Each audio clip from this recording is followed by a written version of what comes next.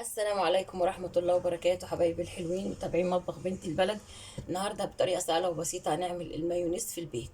المايونيز طبعا بنستعمله في أكلات كتير وبقى غالي جدا، ودلوقتي احنا هنعمله في البيت بطريقة سهلة وبسيطة يطلع مانجا، يطلع عسل كده. مكوناته بسيطة جدا.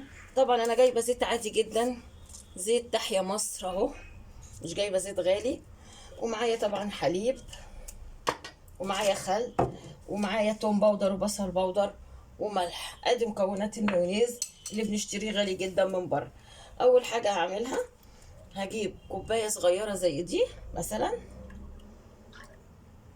اهي، كوبايه واحده حليب اهي،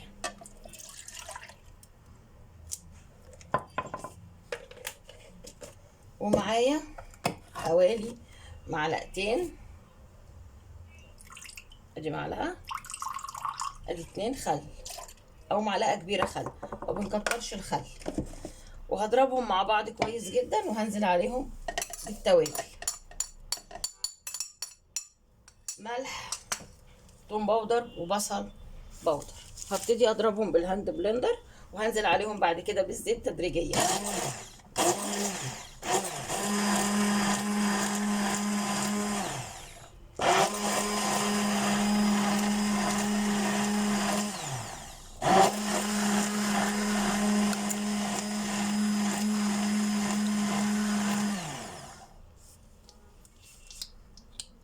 طبعا بفتح الزيت اهو. هاخد قد ايه زيت؟ ممكن اخد كوبايتين زيت من دي اهو، بس انا هنزل بالزيت تدريجيا عشان اعرف خدت قد ايه زيت. انا طبعا خدت من دي كوبايه واحده حليب، وضربت الحليب اهوت، ضربت الحليب بالملح، توم باودر والبصل باودر والخل. هبتدي انزل تدريجيا بالزيت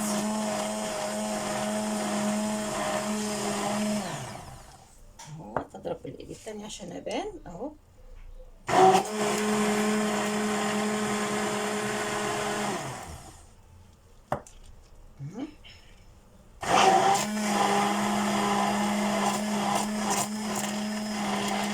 لحد ما يتقل معايا.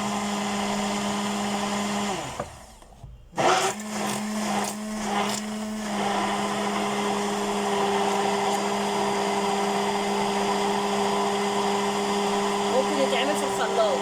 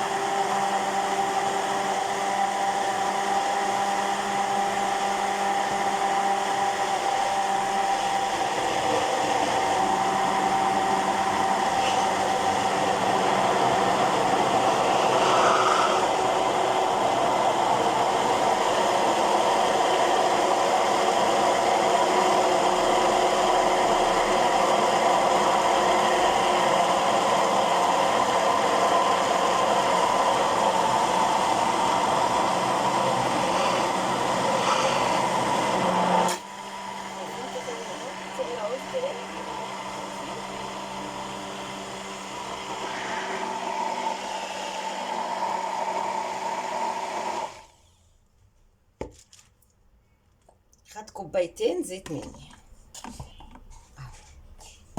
اخد مني كوبايه حليب وكوبايتين زيت.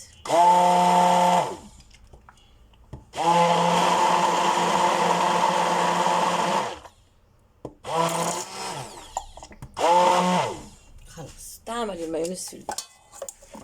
يبقى خد مني كوبايه حليب وكوبايتين زيت. طبعا الكوبايه دي لازم تكون ببوس شويه يا جماعه عشان خاطر ما يغرقش الدنيا الزيت، عشان كده انا حطيت المشمع ده. هنشوف دلوقتي مع بعض بقى ايه المايونيز بقى عامل ازاي. جيب معلقه،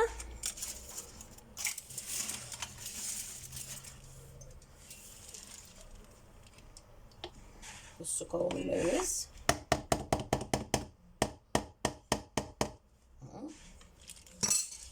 شايفين قوام المايونيز بقى عامل ازاي؟ طبعا انا ما فصلتش الفيديو ووريته لكم. طبعا اللي عايز يضاعف الكميه يضاعفها، محطتش حاجه خالص فيه. هنشوف بقى هنعمل ايه بالمايونيز ده. ادي المايونيز بعد ما فضيته، شايفين المايونيز عامل ازاي اهو. طبعا اللي تعجبها الطريقه تجربها وتقولي عليها. انا دلوقتي هعمل بيه حاجه تانية، استنوني في فيديو تاني هعمل لكم بيه سلطه الكولسلو. اللي تعجبها الطريقه لايك وشير وسبسكرايب. بحبكم في الله.